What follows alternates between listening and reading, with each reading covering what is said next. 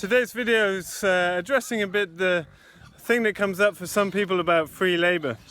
And Patrick, the beekeeper's here, and he's saying he's been having a lot of conversations with Swedish agricultural boards, some of whom have reflected back that this farm works because of the people here and free labour. And I think, to be honest, it's total BS. I want to address that here.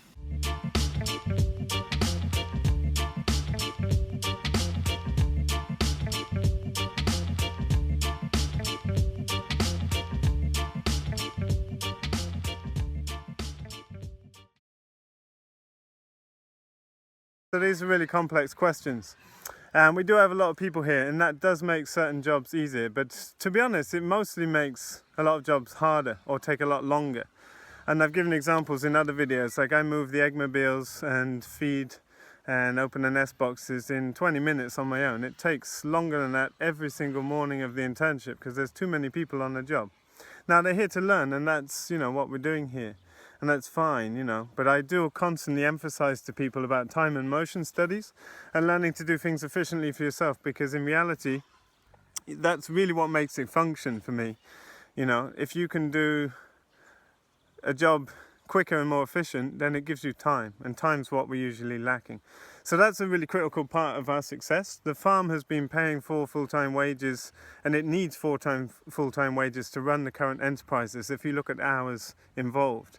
Now, I've broken that down in videos before, and it's something we're very open about, and I'd say probably more open than any farm putting out videos like this. We're not talking about gross profits, we're putting out all the numbers, and we share that very openly with the course participants here, because it's that back end, the decision making and financials, that really make it work, and it's usually the weak link.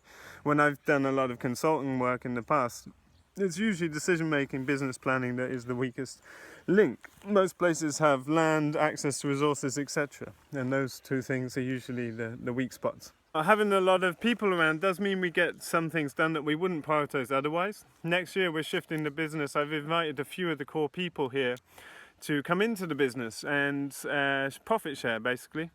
And it's a way of me rewarding people that I love to work with and that have stepped up multiple times, some of them multiple years now, and making them more than employees. I don't want to give shares of the business away. I've invested my time and energy in building that up and all the branding of that and etc. It doesn't feel appropriate to bring people in at this point into ownership of the business, but I would like to share profit share the enterprises, so we design and manage equally with equal responsibility, that we all rise and fall together. And I think that's a lovely offering that I can give, where some of the key people can come straight in at the enterprise level and be responsible for managing, as well as responsible for earning their wages. I think the plans I have currently for next year is, ample to pay 4 full-time year-round salaries for essentially 8 months' work, which would give all of us 3 months paid holiday off farm at a good wage, at a Stockholm sort of wage. And I like this. It's a way of growing the farm without me having to do all the sort of bulk end planning and work of that. I want to make the business resilient by having other people, as some of the key people here really take a lot of responsibility, and I'd like to honor that by making them more permanent fixtures in the business. And I'm moving away from having internships and education programs and moving towards more solid long-term relationships, because that's what I value. And I really like farming. I've had a really good time during the internship, which is coming to a close this weekend. But I love farming and getting out and solving problems and grafting. I love doing a hard day's work. It feels really nourishing. So I've gone a kind of different route to most people in this field who sort of get comfy with teaching and doing that sort of stuff as their primary income. I've gone the opposite way and relinquished a business that turned over a lot of money without much expense or risk to farming for a living. So some people have said, like, oh yeah, but you're not fully counting in free labor or the reality of the economy of that. But the economy, as we run it, the education accounts for just under 30%, and the business works without it. That allows us to do projects like build a new pond for the sake of the interns learning about the construction of a pond. We'd like to do that anyway, but it's not necessary for us to do. It doesn't bring any monetary value. It's that ability to put surplus in back into the business. So it's not like we're drawing that out as paychecks. It's, you know, Johanna and I have very small personal needs, and we have freezers and fridges full of food that, you know, we don't actually need a lot. I think our costs in the winter, for the entire 6-month winter, about 1/3 of 1 month's costs in the summer when there's a lot of people here. It costs a lot of money to have people here. People don't understand that, I guess. We feed only organic or biodynamic food and pastured meats. We eat very well. And the cost of having people is very hard to factor into a business plan. I've been trying to wrap my head around that for several years, but it's difficult. I can plan for a few things that get broken and wear and tear, but many things happen that you couldn't anticipate. And this year the food budget has gone up by about half. And I'm okay with that. It's costing me a bunch of money that I hadn't planned into the business plan. But we have a bit of flexibility, we can do that. And I really value the food that the chefs have been making, and that's really great. But this morning we had an accident. So, unfortunately, a little oversight of not opening the nest boxes has led to the hens trying to find a safe space to lay their eggs. So they crowded behind the nest boxes and squashed each other to death. We lost 48 birds this morning, just from a fleeting misthought of not opening the boxes. 50 birds, well, what's that worth? It's actually surprising because it's not just the cost of the bird, which we recoup. We buy these birds at point of lay hens. So that's about €7.50 a bird with transport. And they're point of lay birds, so it's impossible to replace them during the season. But they're also laying eggs until next April. Now they're laying about 90-95% at the moment, and that will go down during the winter. But I would expect 80-85% throughout the winter. That actually the eggs from 48 hens, quite a lot. It's about €3,000 lost today, represented here. Now, that's not something I'm going to ask that intern to pay for. Now, I also need to take responsibility because my job is double checking everything. But in a place like this, with so many enterprises going on, so many people, it's impossible to check everything all the time. I often go out on a late night foray around the farm to check if the water's full for the animals, the broilers. I've often found broiler waters not full up or things like this. So I'll take responsibility for that, and obviously I'll cover that cost, and that person will not forget that for a long time, I'm sure. And that's the learning. We need to extract the learning out of this. Now, obviously it's a very serious matter, and that person's probably going to have a lot of emotional, thing to carry with them. But that's fine as long as we extract the learning. That's what we're doing here. We need to have these opportunities to learn, because with livestock it's a very big commitment. You can't be late. You can't, certain animals need that rhythm, like cows, for example. But also it's really important that we show up. It doesn't matter if we're tired that morning, we still have to show up. The livestock here must take higher priority than our own needs. If you keep an animal in a fence or in a cage, you just put its needs above your own. Doesn't matter if you're tired, you can't wake up, you must go water or close up that thing or whatever it is. So it's funny because this is one of the biggest accidents that's happened at the farm ever. And I feel very relaxed about it. I feel like as long as we can extract the learning out of that, then, I can bear the brunt of that. But what it does make me feel like is like, hey, to people that comment out there about free labor, free things, it's not free labor. There's no such thing as free labor. I've written articles about this in the past, and I've explored the numbers with people in the past too. But it leads to, when you have unpaid people who are learning, you get all kinds of mistakes. All kinds of little things happen, and you could say, well, that's down to management, but it's not really. It's you can give clear instructions several times. One instruction I always give people here is to not walk over electric fences, because it stretches down the net and it pulls on the top of a post and it wears that out pretty quickly. So a net that might last you 5-8 years on your own lasts, 6 months, maybe 2 seasons at the most. Now, I'm not all stimulated about this. I just think it's really important to talk about, because unless you've really done this for yourself, I don't think you could really understand the costs involved. It's not, there's no such thing as free labor. If I was paying an employee, I would expect, a really high level of organization, a really efficient workflow. And that's the sort of people that have been showing up here that I want to invite into the business. People have been doing that for themselves, for their own learning. I talked in a video recently about the chicken processing and how I'm encouraging people to do time and motion studies for themselves. It's so important because, you know, this has become one of the most productive per square meter diverse organic farms in Europe now, and it's through a lot of organization and planning, and then executed hard work, you know, really hard work that's timed and intelligent, not just working hard for the sake of it. And the key to that success has been the management and the planning and the detailed time and motion studies, and it's so critical that we do that. And then we can employ people and know what we're looking to achieve in a certain time frame or from that employee or whatever it is. So it's a really, you know, it's a heavy day, I guess, emotionally, and that's fine too. You know, we can just relax into those emotions too. But for me, it's a powerful day. It's a powerful learning opportunity to see, like, you know, there aren't many places where you could go and make that kind of mistake and it'd be okay, and it's totally okay. And, you know, the important thing is it doesn't happen again. So it will pique people's awareness to really think about what they're doing and what they're committing to when they take on livestock.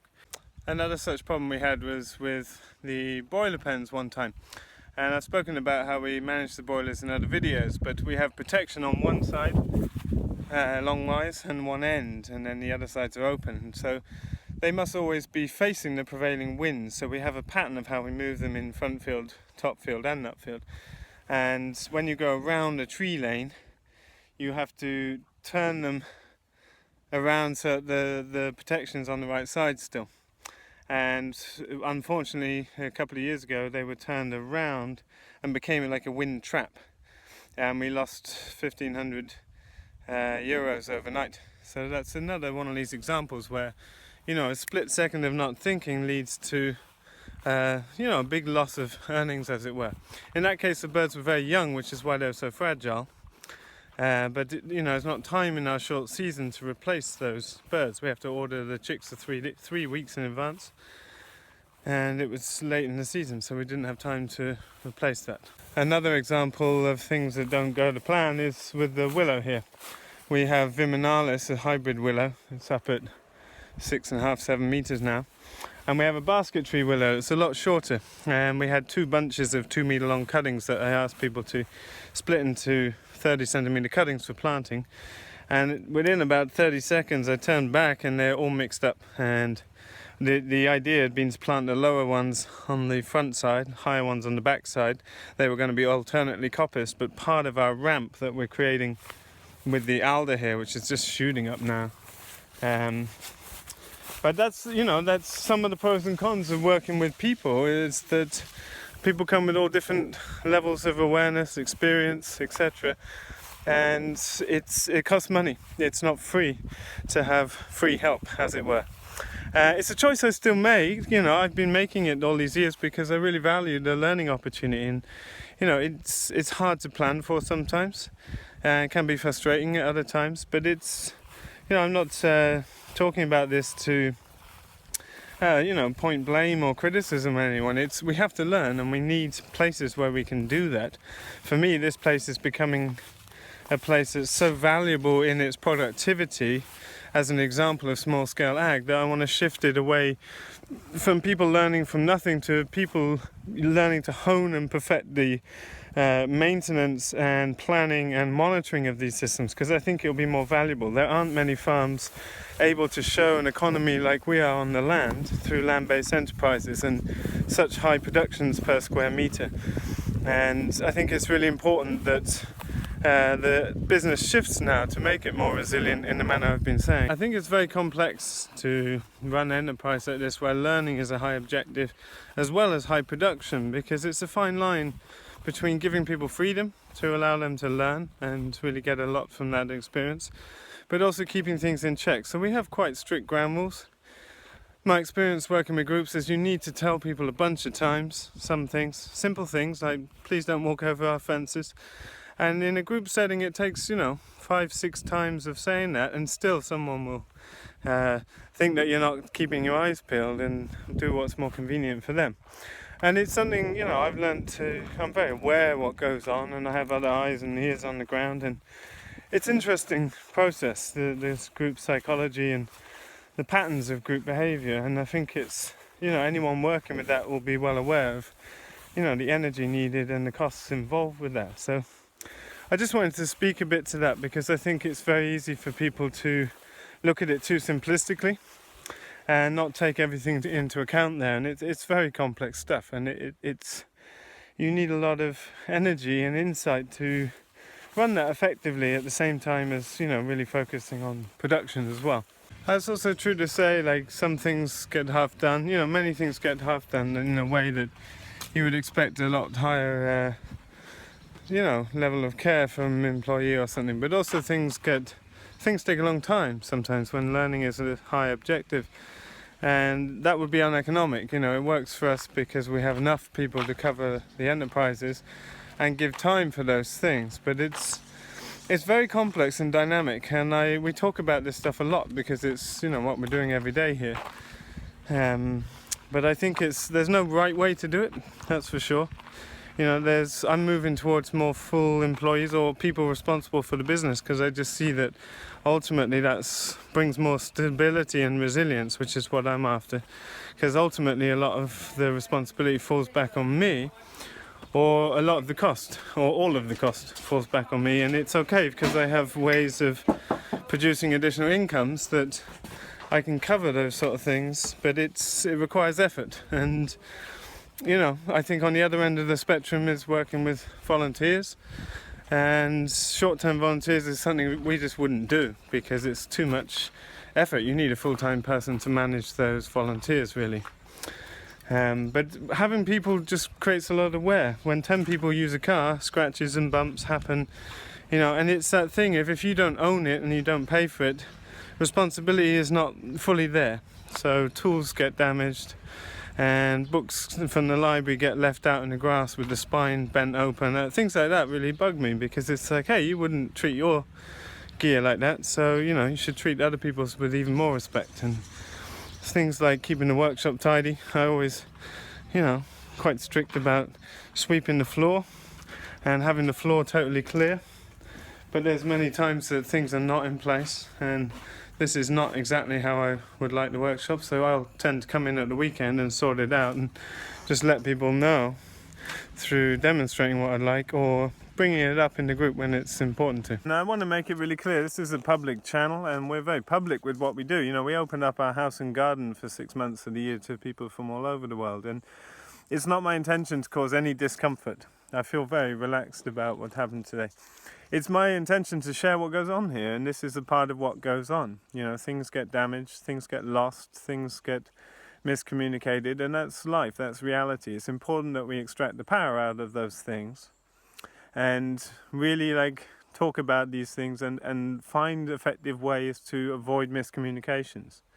It's something that's been on my mind a lot this year, and something that's making me consider part of next year's planning is how to run our internship program. We had, I think, triple subscription who on a waiting list for the internship, but I don't intend to run it in the same way again, I think.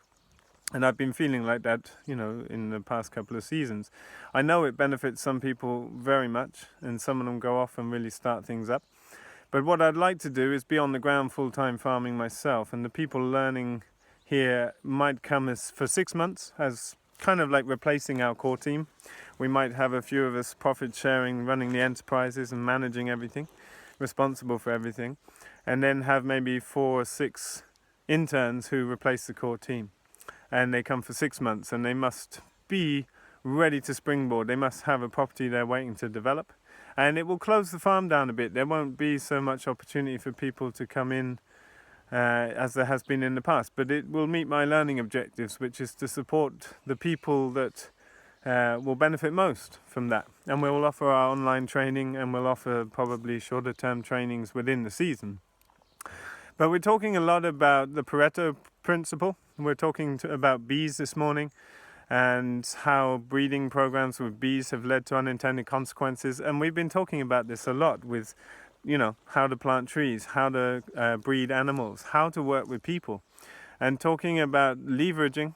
And the Pareto principle is this 80-20 principle where, businesses found 80% of their business came from 20% of their products, or 80% of the complaints came from 20% of the people. And we were really drummed into this at Gaia University, where I studied a master's in eco-social design and communication. And the idea is that, hey, if you can put out work 80% as good as your perfect work, with 20% of the effort, then you get 5 times more done. And so this was something that aided me greatly in the Gaia University training, was to smash up perfectionism. And you see, if you follow the farm, like, we're not aiming for perfectionism, we're aiming for optimization, efficiency, getting things out there, getting them done and refining them over time. And I think it's so healthy to smash up the perfectionism, certainly for myself, that I've been drummed into all my life. My creative process is so much more powerful now. I'm not aiming for any kind of perfectionism, but I am always looking to refine things, monitor them, and, you know, have rapid feedback loops. But that's the same with how I'm relating to education. It's like I don't have energy to keep up the pace I've been doing. I've been running two full-time lives each summer, and then quite a hectic schedule in the winters just because I'm choosing to. But I'm choosing now not to do that so much. It's been very beneficial. I think overall I wouldn't change anything that we've done. It's been very powerful and very unique in many ways. And a lot of people have really benefited from that. But I'm thinking now that I really want to focus in on a more highly selective process and bringing people here that can really extract the juice out of what we're doing here, because it's very special and it's a bit of give and take. We need people who are really stepping up and about to go off and start their own enterprises. So I'm not sure of the criteria yet, but it will be getting clearer over the winter and different next year. I hope that we just have a small team on the ground, and I'm on the ground full time, because that's really what I love to do. So a very interesting day, and yeah, again, my intention is not to make anyone feel uncomfortable in any way in this. It's all totally good and fine. It's part of the process we're doing here, we're engaged with every day here, and I just think it's interesting to share this stuff, because people don't necessarily have any insight in what it takes to run a place like this, what it takes to budget and plan the economy for having so many people on the ground and factoring in mistakes. I'm sure some others watching this have many people around, and I'd love to hear if anyone's got efficient ways to factor in, you know, like wear and tear and breakages in the season, because I just find it really challenging. It is very hard to predict. So you can plan contingency funds for it or whatever, but it never really works out. It's very different each year, so it's hard. But yeah, it's amazing that we can all, you know, communicate openly and freely about this stuff and sit with whatever's going on, and just, yeah, it's important that we share successes and failures, because a lot goes really well here at the farm, but sometimes things, you know, happen like this, and it's important we get out of our little mind and emotion about it and see the bigger picture, see what we can extract from the learning. I just want to be clear, this is not to put anyone on the spot, and so please don't leave personalized negative comments. They'll be deleted, and yeah, it's not appropriate here. You know, if there's questions and comments that you have about things we're putting up, that's all good, but it's not a place for people to disrespectfully communicate or whatever. I'm not pointing a finger and holding blame to someone. I'm interested in patterns, never individuals and what they're up to. I think it's important to study patterns. That's how we farm. So I just want to make that really expressly clear, that it's just not appropriate on our channel to make personal comments and things like that. It's, you know, it's uninvited. Thanks for keeping it real there. Here you have bee bread. It's fermented propolis. You can see it's different colors. Do you see it? Mm-hmm. Mm-hmm. And this is very pedagogic, because you have eggs, very small, white, few millimeters only, and then you have different stages of larva. Can you see it? It's small white eggs in the lower part of this comb. I think it gets too dark when if you stand behind me over my shoulder, I probably would end a few at a time. Then you can see the eggs in the cell bottom, and there you have larva. Do you see the egg?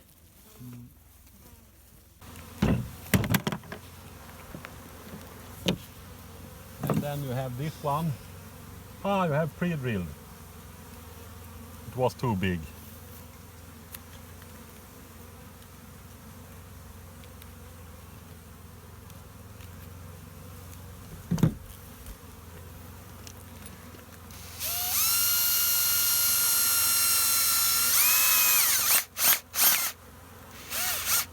This is the format I have to go, and I take 1 centimeter. I'm not following the edge of the follower board, because then the cake will go straight into the wall, and then the bees will build it to the wall. I take 1 centimeter. There you can put it outside the follower board, because they will clean it up and put it in again. And now I can take this one and put it in the hive. And now the identity for the bees is in the smell, and the smell is in the comb. So the comb is also the identity of the colony.